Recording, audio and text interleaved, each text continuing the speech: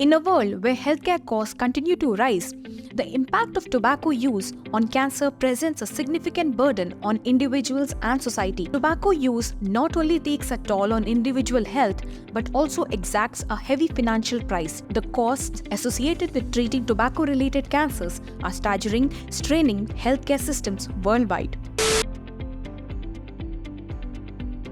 So, as an individual, the tobacco, in whatever manner the individual is consuming tobacco, be it chewing, be it sniffing, be it smoking, it leads to a huge toll to his health. And as a society, also, there is a huge burden on the resources. Now, in the resource restricted setting where most of us live in the Indian scenario, the facilities are already kind of under pressure, are crunched, and over and above this, when this particular healthcare burden is included, the system is almost at the verge of breaking. So there's a huge cost to it, both as an individual and society also.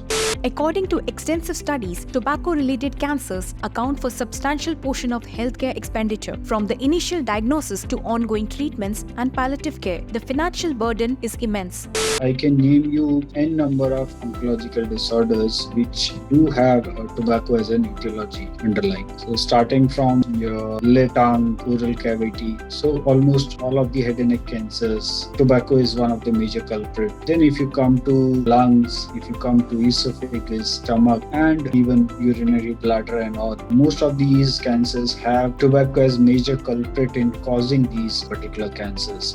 The societal burden of tobacco-related cancers goes beyond monetary costs. It affects the well-being of communities and the overall quality of life. When a significant portion of healthcare resources is allocated to treating tobacco-related cancers, other essential healthcare needs may suffer. It's a challenge we must collectively address.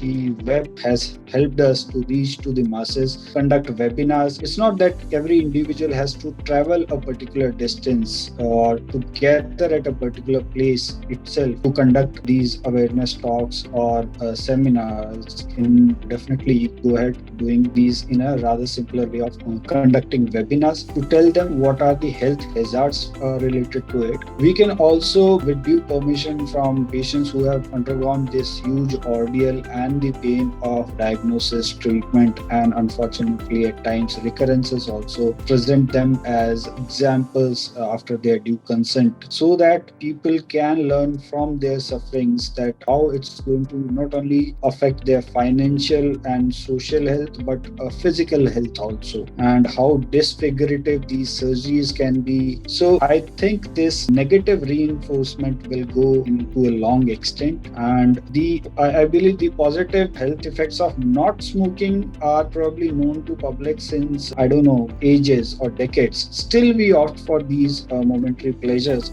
We can reduce the incidence of tobacco-related cancers and lighten the load on individuals, families, and healthcare systems.